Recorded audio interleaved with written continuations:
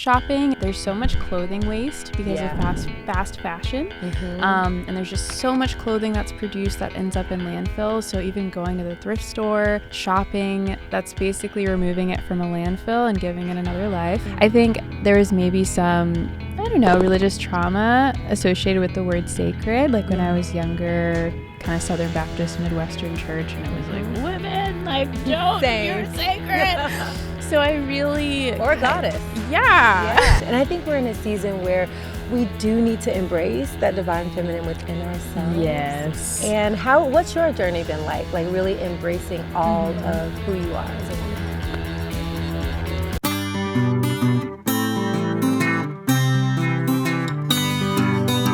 Welcome back to the Lifestyle Design Podcast. I am so grateful that you're tuning in every single episode to check out the incredible guests that I have. Thank you for tuning in. Thank you for your reviews. And today I have a very special guest. She's actually been on the podcast before. She is my second guest that's been on twice, but this time I have her in person. Say hello to Leah. Hi, everybody. Thank you so much for having me. It is such a treat. Like, you just glow. You do too. I appreciate you so much. I mean, the work that you do is just expanding, even since your book came out. And last time we talked all about your book. And I'm excited to dive in today of like the journey since your book. Like, how has it been?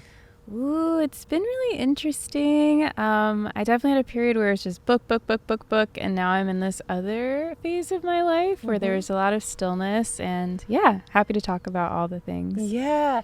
So as you came off of the book high, right, did you find yourself like, okay, now what next? I definitely did. I officially relocated to Los Angeles, which is really exciting. But I had a lot of free time, which in so many ways is such a privilege because I work from home. Yeah. So I really was just like staring out of my skylight and like watching the clouds and just spending a lot of time trying to be as mindful as possible.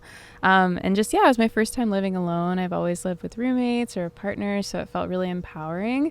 But it made me have to get really comfortable with the silence and really comfortable with myself, which I think was really necessary, but definitely kind of hard at times. Like, what do I want to do? I wrote a book at 25, now I'm 28. Like, what's next? I don't know. Yeah.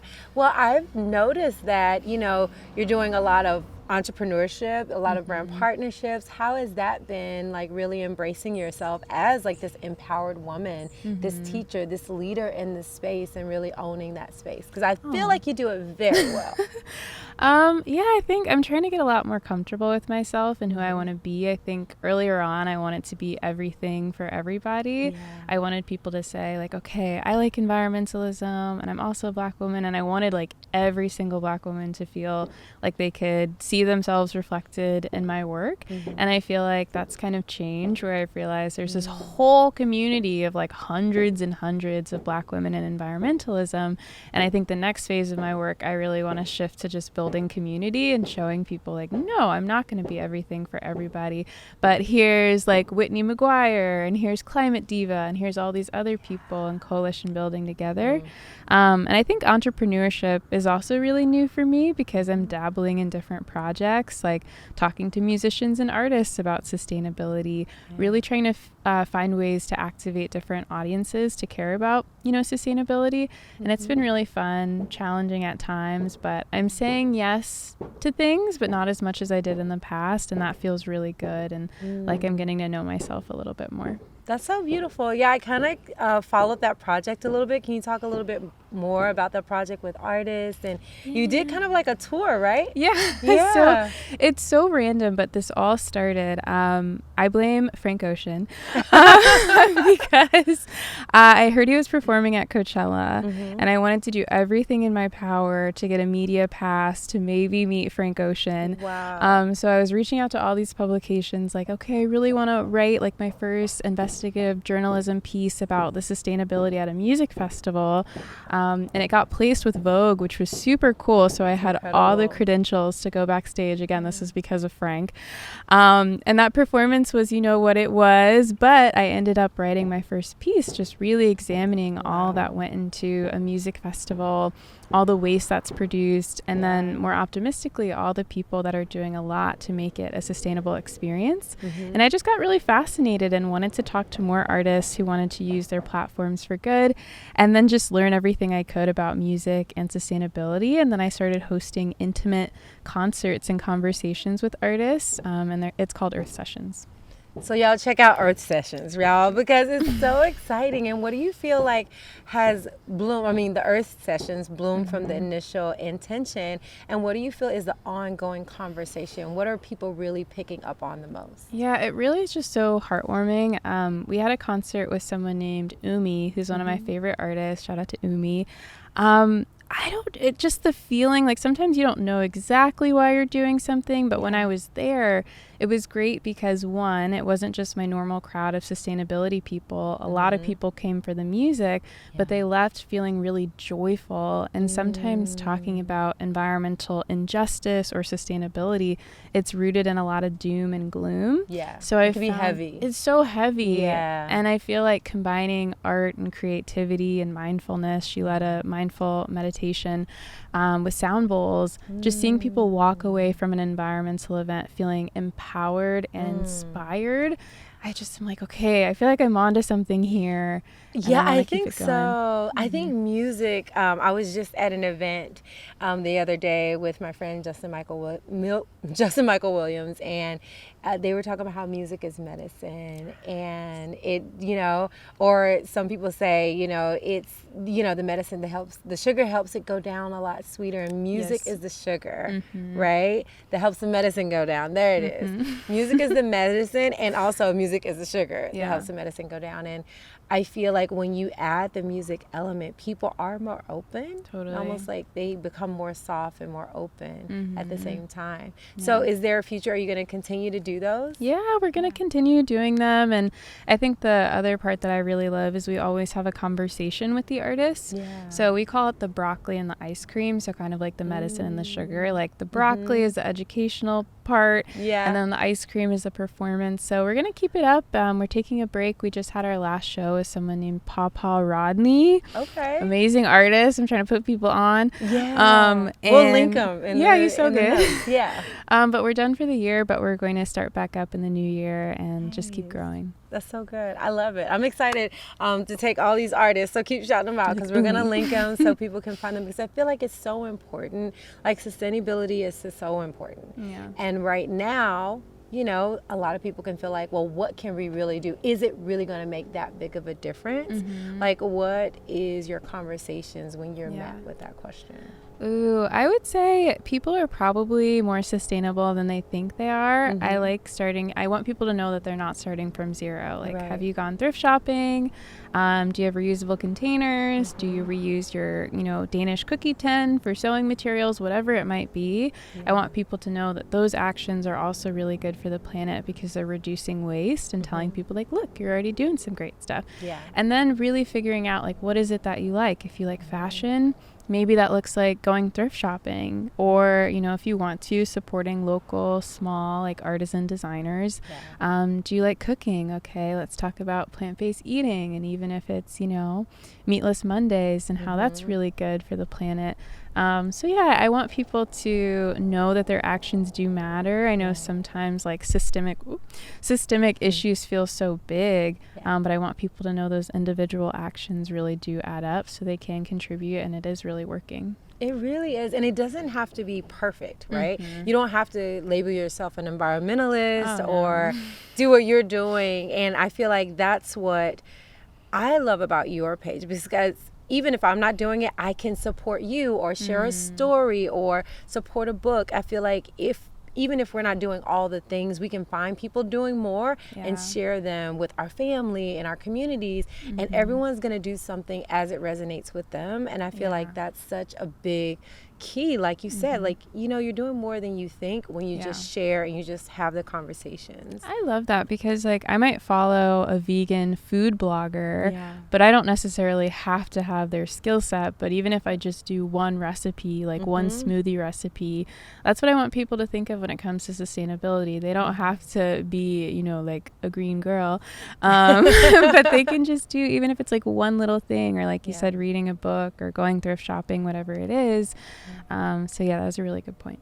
I love that. When you moved to LA, do you find it harder or easier to be more sustainable? Ooh, I feel like it's easier because there's so many hippy dippy people out here. There is. So many. But then again, so I'm from Missouri. My grandpa was from Arkansas. I feel like they did sustainability in their own way. They would just never use that terminology, but they would mend things as much as possible and reuse things, etc. So I would say the Midwest, you know, and the South, they have their own sustainability practice. But here, everything seems like it's like fair trade and organic and locally sourced, and it's kind of the norm. So, and that's for good and for bad, because sometimes it's, you know, marked up. It's really expensive. I love Erewhon so much, but it's really... And those $25 smoothies or $32 smoothies, they're so good, but I know it's like so inaccessible. Like I got this coconut water and I didn't want to be that person, so I got it. I didn't look at the price. It was like $35 for this coconut water? Tiny thing of coconut water. Stop. What was in it? Just regular like organic coconut water. Did it have the coconut meat? No. Like, I was like, there's nothing. I didn't have coconut meat for 30. But okay, this is so LA. No, I'm so mad. I was so mad. I'm mad because I was mad. You have the meat. But the thing is, okay, Kehlani, this is again very LA, happened to be like two people in front of me, so I didn't want to embarrass myself in front of Kehlani and return it. You know, fun fact, the fact that you said Kehlani, she actually is a voice on Waze, and she's my voice on Waze. Wait, seriously? Yeah, seriously. I just listened to her. She's like, well, you made it to your destination.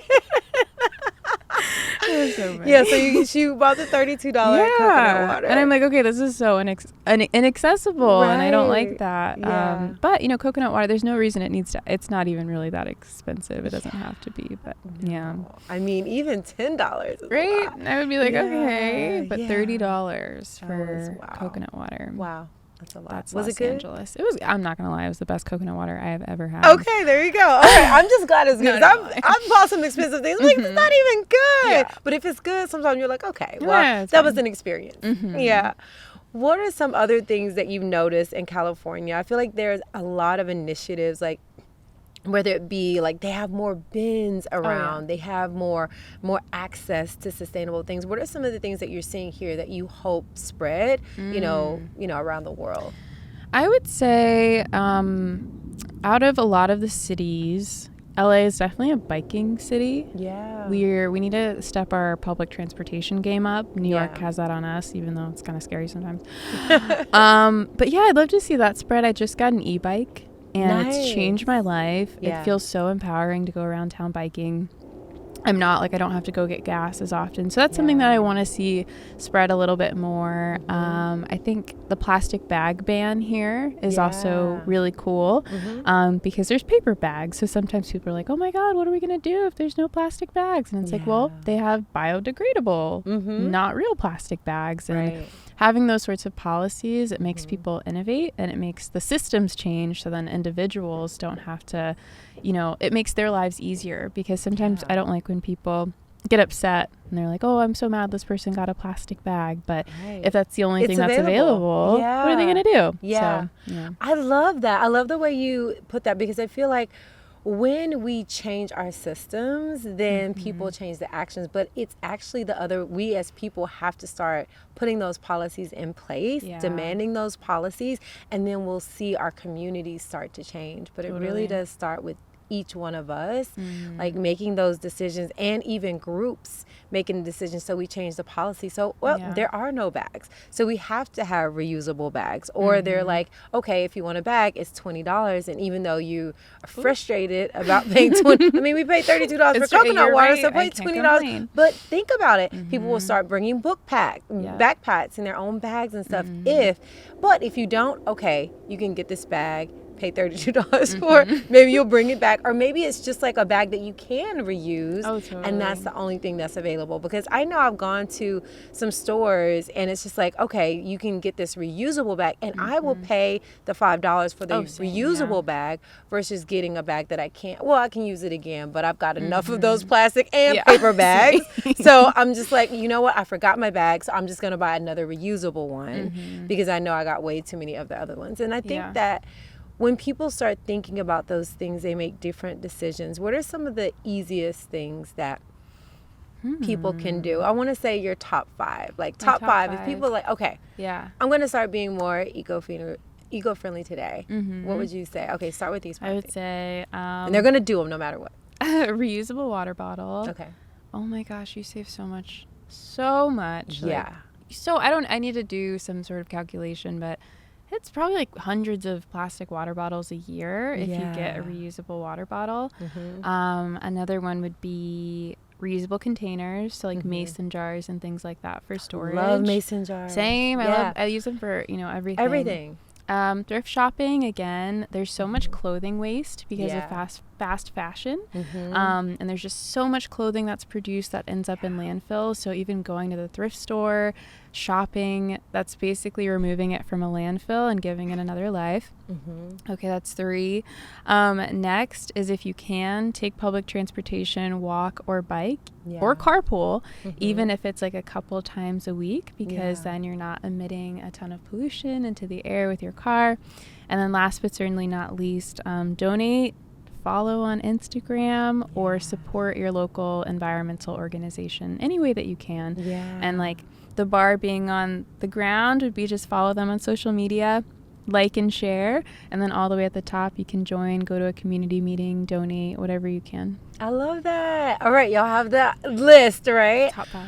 Top 5. I love that. I feel like one of the things that I like to do out of your list is, not only I love to bike, I love to carpool, I love like thrifting, but I don't thrift often. But what I have done is I have so many clothes, it's ridiculous, right? But I'm like, of all the clothes that I have, there are probably maybe 100 things that I wear in a year, right? Same. So I'm toying with the idea of becoming a minimalist when it comes to clothing. And so I've been doing it with my travels first. So like, okay, what jeans do I love? Like obsessed, like I could wear these every day. And I'm starting to develop a capsule collection for myself. Go you. And so I'm like, because I have so many clothes, and it's just like, I'm never going to wear all those clothes, and I have my favorites, so why just keep them? And so my goal is to give away a ton of clothes for Christmas, this coming Christmas, to women's shelters and things like that, and just keep my capsule collection and see how I can live. And y'all, don't judge me, okay? But I'm going to try, and I think it's about the effort, right? Great. I've been doing good so far, and I'm going to share my capsule collections very soon, and just see what's possible. Because I feel like if you just try, you never know what you can do until you try. And for me, like, I don't want to buy a lot more. The only time I buy is if it's for a specific event. So I never really went shopping. I just accumulated clothes. Probably when I started accepting a lot of products, like clothing just started pouring in the doors. I'm like, I have stuff with the tags on it, Yeah. And so now that I'm being more mindful, I'm actually not accepting. And it was good that I moved, because now I have a different address, but now I'm just like, okay, accepting less, and then also being clear, like, if I'm not wearing it within a year, it has to go. So everything that I didn't wear this year is gonna get donated. It's going bye-bye. I love that. I love it. And I want to get into, like, okay, you're in LA, your book is out, you're a leader in the space. What is next for you for 2024? The Earth sessions are going. What else? So I'm working on my next book, which I'm actually really excited about. It's in the proposal stage, but it's actually going to be more creative and fun and very connected to like womanhood. Nice. So it's actually going to be about earth goddesses and investigating different cultures around the world and their environmental folklore. because and really asking the question, like, why do we refer to the earth as Mother Earth? So I'm going to just do a deep dive into environmental folklore, which I'm so excited about. And really, there's so many religions and cultures that have these like strong women, like earth goddess figures. Yeah. So I'm really excited about that. And I think it'll be a nice like interlude between, maybe writing another academic book like years from now. Yeah, that sounds like so much fun. And I think we're in a season where we do need to embrace that divine feminine within ourselves. Yes. And what's your journey been like really embracing all of who you are as a woman? I think in the last year when I spent all that time alone, I really just, I don't know, it felt really empowering. I wanted to be alone and in an empowering way, and just really starting to view myself as sacred for the first time. I think there was maybe some, I don't know, religious trauma associated with the word sacred. Like when I was younger, kind of Southern Baptist Midwestern church, and it was like, women, like, don't, you're sacred. So I really... Or a goddess. Yeah. And I was like, okay. So now in life, it's nice revisiting the term sacred in its own way, and it being something that, no one's imposing on me, but me saying like, oh my God, I love myself. I love all the elements of, this feminine energy, and I feel sacred. So that means that, I don't know, the way that I interact with people in my life, I want to do it in a way where, I'm not just having random people texting me for validation or whatever, and just validating myself and being really intentional about what I surround myself with. And that's felt really empowering. So I'm really grateful for this last year. And it's, kind of funny you say that, because then I want to write this book about, the divine feminine and like environmental mythology and earth goddesses. And I think it was me just spending a lot of time alone and just viewing myself as sacred, and like the communities that I'm in as sacred, and really reimagining what that word means outside of sometimes the specific religious context that people, might tell you when you're like a young Southern Baptist. And, I know. Well, definitely Southern Baptist girl here. Yeah. That's how I was raised as well. And for me, I actually didn't hear the word sacred. Like, that wasn't like the no word for me. It was goddess, God, or goddess. It was just like, you're not a god. You don't want to use those words. And, in our space, sacred and goddess is used a lot. And I always wonder, especially when we say things like, what would Jesus do? And, talk about the Trinity, God the Father, God the Son, and the Holy Spirit. And it's just like, okay, if we're all one and we're part of this Trinity, then why wouldn't we see ourselves as sacred? Like, why not? And so that never aligned for me. But now I think people are realizing that the Holy Spirit is with us and guiding us. That's why we feel sacred. That's why we feel aligned when we say, like, I have chills now, because it feels good to say the word sacred. It does. It feels good to be sacred and value yourself as sacred versus a wretch. Or trash, damn to hell. You're right. Yeah. It's just like, I would go like, I need to be saved. I'm a wretch. I'm terrible. Like, it's very empowering. It's more empowering than just feeling like every day you make a mistake that you're going to burn in hell. And Totally. so I think it's so important that we do have this reverence for ourselves. Oh, totally. And celebrate ourselves more. And I love that you're creating this book. I cannot wait to inhale it, because especially as women, we need to validate ourselves first. Because like you said earlier, it's not that you need the outside validation, but that internal validation, and not feeling like you're wrong for it. Yeah. It's like in the past, it's like, you're wrong if you wear this dress. You're wrong if you wear this skirt. You're wrong if you say these words. It's like it's like nothing we could do. We could barely breathe and be in alignment, right? And so I feel like that's very hard. So what helped you? I know you said the time alone, but what helped you as transitioning into being an empowered person, especially coming from that background? Honestly, I don't know. There's something that happened after I turned 27. I'm almost 29. I'm a Sagittarius. Oh, I don't know. Like, there's something I wish I could tell my younger self, but I think just growing up in this world as a woman, sometimes, like you said, the world can be very hard on us, trying to figure out what we want to be. And I think also being able to work for myself and, creating this platform, and then just, speaking probably 100 times a year or whatever, or even just going on Instagram Live live and being like, this is what I look like. Yeah. This is me. There's no filters. There's no nothing. Yeah. And just being perceived by so many people somehow made me just okay with accepting who I was and understanding that, again, I'm not going to be everything for everyone. Yeah. Not everyone is going to like me, which is really hard as a people pleaser to accept that. But once I could, I just was like, oh, you know, I feel a lot more comfortable with who I am, and it's not perfect, but maybe that is what womanhood is. Maybe eventually getting to a point, and I know we have to work on it each and every day of just being like, this is the body that I was born with. This is the mind. This is the spirit that I was born with.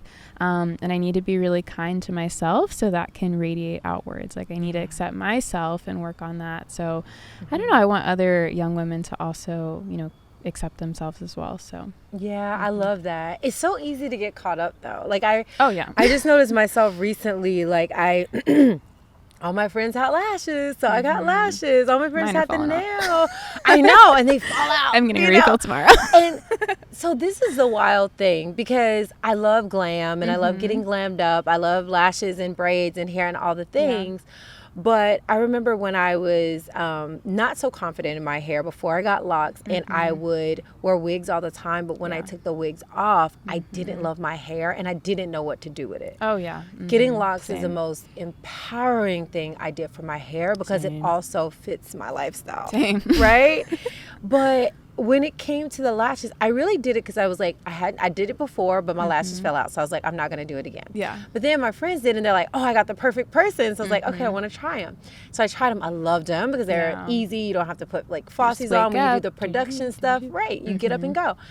And then I realized, and my partner helped me realize this because he would tease me and joke. He has a good way of teasing me to things that I do that really don't make much sense.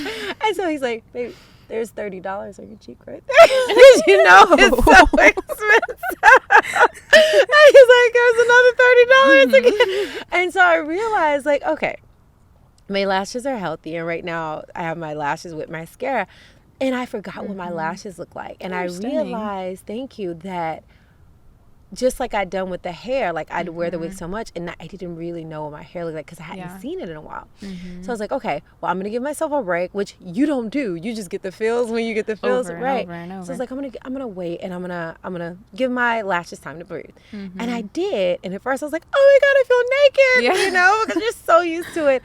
And then once I put the mascara on, I was like, actually, my lashes are long. And then I start putting the lash grow on it and I was just like, my lashes are the same length as the ones I was wearing. And so I realized that I had gotten into a groove and then I got addicted. And then next thing you know, I was getting them all the time. And I wasn't able to keep it up because of all the travel. And so, you know how that is. Oh, totally. And then the same thing with nails. Like my nails grow long, but one breaks. So you get the fake nail. Then two break. Then you get another fake nail. Then they look yellow on some and white on some, right? And so you get a full set. And then my nails kept getting longer and longer. And I'm just like, wait a minute, my nails grow. And so I literally was like, I don't care. Take it all off and let me start over. And I feel like as women, it's so easy to get caught up. Yeah. You mentioned the filters. It's easy. Like, I love doing a filter because guess what? I don't got to put makeup on. True. I was like, let me just do this filter. I don't have to wear makeup. And, you know, but then you get addicted to it. Yep. So what helps you when you get into, when it comes to beauty, because you are very naturally beautiful and also into sustainability, but, you know, there's still that pressure. We still have pressure. So how have you been able to handle that? And what are some of the things that you've noticed, like me, like, oh, wait, I'm addicted now. And how have you dealt with that? Yeah, it's a learning process each and every day, but there's some things, I was watching this TikTok where it's like things that I do that are high maintenance in order to be low maintenance. Right. Which I thought was, I was like, oh, so I was like, okay, if once a month, or more like twice a month, I like get my nails done, I get my lashes done, and then it's hard sometimes because like I know that I'm doing it for myself, but then it can easily get to a point where you're like, oh, I have to do this. But I feel like in some ways it's a part of just like my, so growing up, I like never got my nails done. I didn't learn how to do like makeup or anything like that. So I think coming to it later in life has been really nice, where I don't know, I feel like I'm doing it more so for myself as like a gift to my younger self. So it just makes me happy. I'm like, I like when my nails are colorful. I like doing all of these different designs. But it's hard because some days I'm like, okay, I need to get my lashes done because I just want to wake up beautiful, but I'm like, I am beautiful regardless. So it's hard, but I feel like I'm doing it as almost like a gift to myself, especially because I work from home. So just like putting something in my schedule to make sure I actually have the time to like get those things done. But it can be difficult. I love that. I think also whatever you decide is an act of self-care, whether it be nails, lashes, mani, pedi, massage, or whatever. I feel like it is such a treat to yourself. And as women, we get to decide what that is with no judgment. And I think that's the most important part. And I think that's where, you know, even my partner, he's like, whether you get the hair or not, because this is the first year, not to the end of the year, but I know I'm not getting braids. This is the first year that I didn't put braids on top of my locks, just because I like the length. Like, I like having long braids. Thank you. And my locks are getting longer, but you know, it's just something about braids in the summer. I was just used to it, addicted to it, if you will. And then I realized, like, actually it's a lot of tension on my hair. I know, I wanted to get braids on top, but I think I'm gonna wait. Yeah, I started my locks with extensions. I want to tell people that. I kind of wish that I didn't. I love my loctician though. But that was an interesting process, and I've been like slowly cutting it out, which has been really great. Wow. Yeah, you couldn't even tell, because it's really, really, and I have a lot of friends who are starting like that. And I actually start without it. I know. My loctician, she was like, you really don't. I understand why. I did it because I always wore braids all the time, so I was just like used to a certain length, and it was really nice. But then I just want people to know, if you are gonna get locks, especially like sister locks or micro locks, you don't want any extra tension on your hair. So I've just been like chopping it out with my loctician, which has been really lovely. Or if you do get extensions, I would recommend like after a year or two, probably cutting them out. Thank you for sharing that. Like, I think it's really important for people to know the process. And for me, like, my hair, I'm really just starting to love it at this length. At first, I wanted shorter hair, and so I cut my locks, I cut my hair. My hair was like maybe mid-back, and I cut it and I wore it short, and I really loved my short, sassy locks. They were really fun.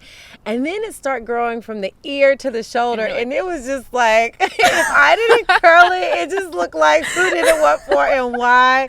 Where were my friends? I mean, it was tough. And now I feel like it's finally getting to a length where it can be like, I try to curl it as much as I think, but I love just letting it go and just waking up in the morning.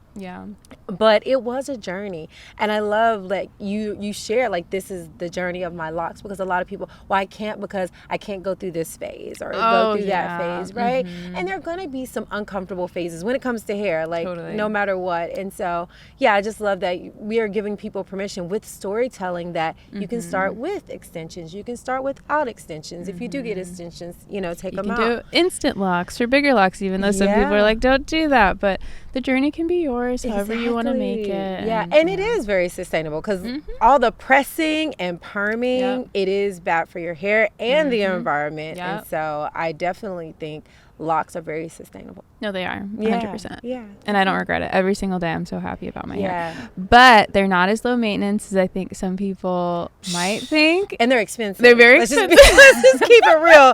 It's a privilege to be able to afford locks, especially sister locks and the smaller locks. I thought about combining them, but I think I'm going to give it like a couple years and then revisit and see. I specifically had mine a little bit bigger because I thought micro locks were more, but actually sister locks, and this makes no sense to me. Tiny. Right. But these are sister locks, but micro locks that are tinier cost less to retighten. Oh, the method. The TM. Yeah. And I'm just like, I don't understand this. And I'm like, I thought I was doing the thing that took less time and cost less money. But like you said, I love it. And I feel like it's such a freedom lifestyle, and you can actually grow your own hair. And that's what was empowering about it for me. It's just like, you know what? I know I can grow my hair long. And yes, I can get these other things, and it's fine, and I can get braids on top, which I did for years, and it's fine.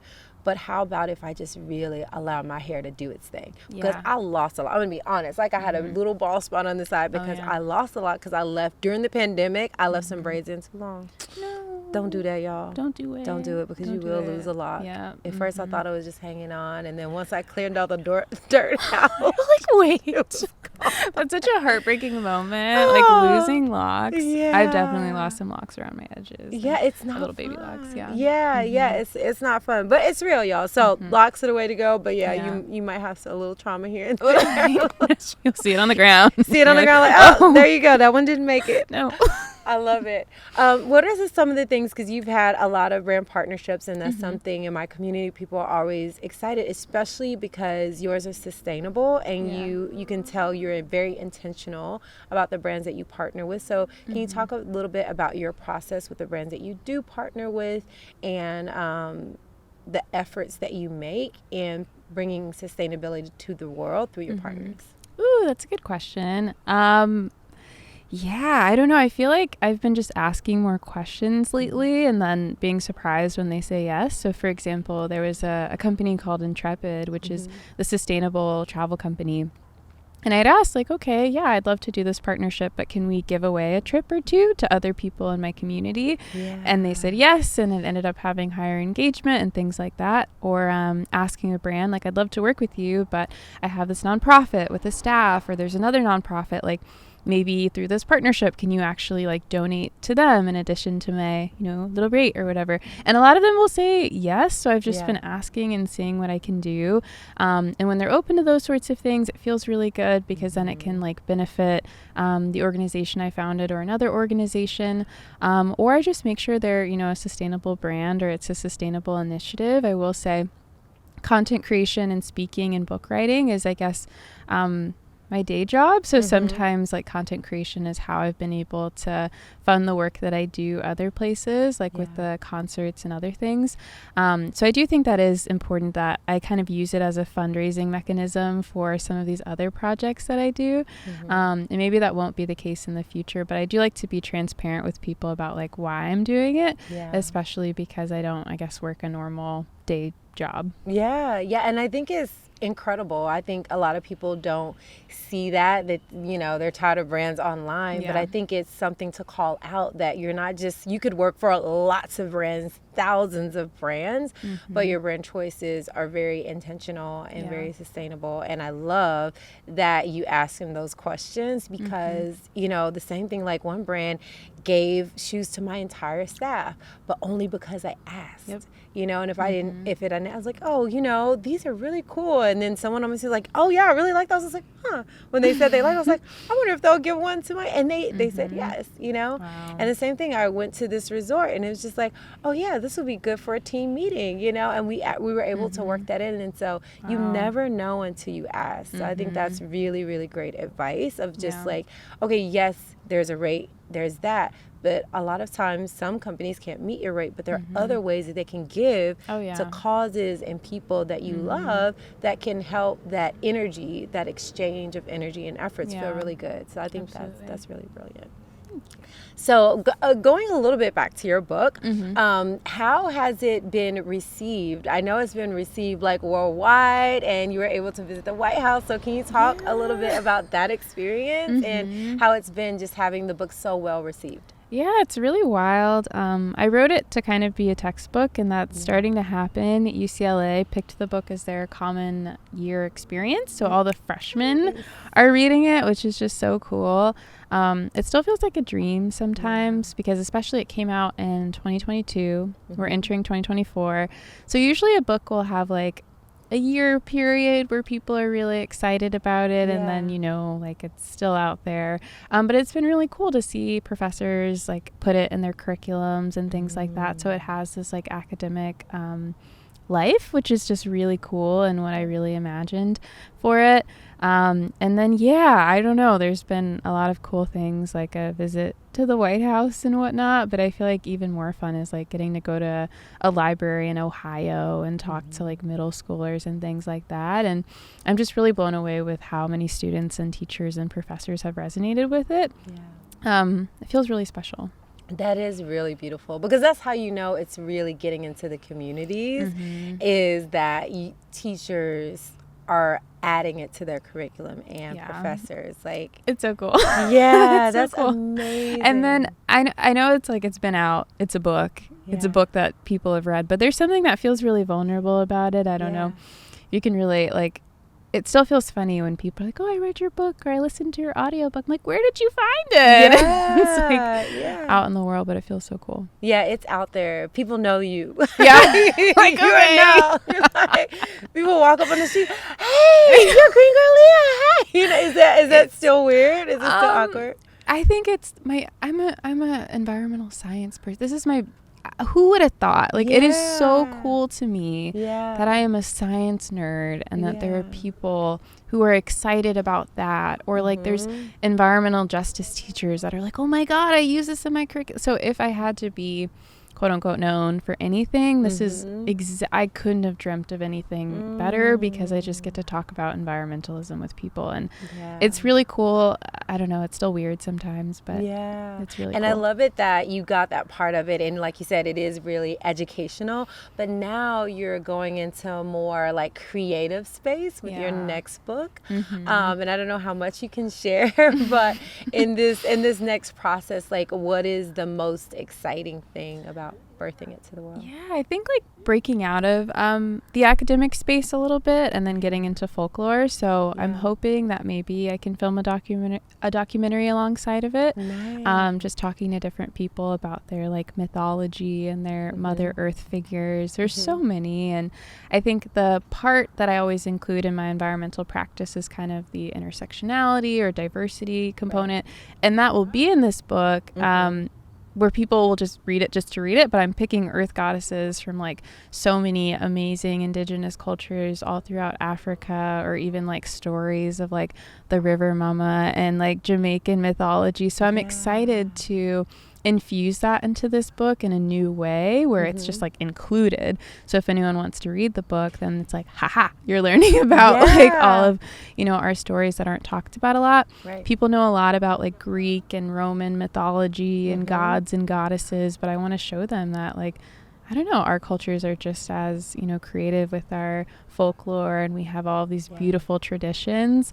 So I think that's what gets me really excited. I'm so excited about it. And I think it also triggers a different part of your brain, right? It allows people to think differently. Yeah. And I think that helps us grow and expand and even heal. Like, when we're able to look at mythology, we were able to look at folklore and just enjoy a story. And we know even back, you know, in biblical times, it's like, it was all about like parables and stories and things like that, and the beauty of it. So I'm really excited about this book. I'm really excited about, and also how it's going to expand on the work that you've already done, even though it's like completely different. I feel like what's beautiful is it's still exploring an area that people don't know much about. So in a way, it is still even educational, because it's like, you didn't know about this, so like you said, gotcha, right? Like, there are black mermaids. Like, they're out there. In the folklore. Believe it or not, like, I was one of the few black mermaids here in LA. What? Yeah, I went to a party and I was like, I've always wanted to be a mermaid, and I got a real prosthetic tail. Oh my God, that's so cool. And I did this event with a friend of mine. Just she needed someone, and she was like, can you swim? I was like, yeah, I took water safety in college, and I actually am like a really great swimmer. And here I was in this little shell bikini and a prosthetic tail, and it was so much fun. Yeah, and I feel like we have to allow ourselves to play, you know, and imagine, and not be so serious all the time. I think, especially as people who do care about the earth and people a lot, I think it's actually really beautiful that we allow ourselves to play and dream, and also, and that's part of allowing our inner child to come out, and it's like being a full human being. Absolutely. And I think it's a good, I guess, I don't want to say example, but it's kind of like a good presentation for people who feel like, oh, you got to be this or that. Like, we're multidimensional beings, and being able to tell stories and being able to also educate on the science behind what's going on in the world. It's all relevant, and it's all super important, you know? Absolutely. And I'm excited to really play and get into imagination and folklore. So it's like, okay, it's loosely related to environmentalism, but I'm excited to kind of tap into that creative energy a little more. That's awesome. All right, so I have a couple rapid fire questions for you. Okay. What is the best book you read this year? Okay. The Seven Husbands of Evelyn Hugo. It's fiction. It's juicy. It has nothing to do with environmentalism, and that's why I love it. I never heard of it. It's really good. Okay. It's really good. Or I think that's probably my favorite. Or is it The Creative Act by Rick Rubin? Okay. That one's really good. But The Seven Husbands of Evelyn Hugo. It's good. Mm-hmm. I gotta check it out. And then what's your favorite song right now? Favorite song would be Hit 'Em While It Hurts by PawPaw Rodney. Okay. Mm-hmm. Okay, we're going to have to listen to that one. Very good. PawPaw, she shouted you out twice. Okay, and then last question. If you could go anywhere in the world on a plane before the end of the year, where would you go? I would go to probably back to New Zealand. Okay. It's warm at this time of year. I'd probably go to New Zealand. Yeah. Awesome. Well, thank you so much for coming on today. Thank you for having me. And thank you all for joining us for this Lifestyle Design podcast. Please let us know your favorite parts of this episode. Make sure you send a review if you love it, 5-star review if you didn't. Just send me an email and let me know how it can be better. And until next time, remember, you deserve the best life has to offer. Interviewing you because I wanted to know the evolution. Yeah. Because I think a lot of people feel like it's unattainable. Not that they can be you, but to get to this higher level of consciousness. It's attainable for everyone. Yeah. In bite-sized pieces. So the idea is you set yourself up for an insight, then you have to stabilize and integrate.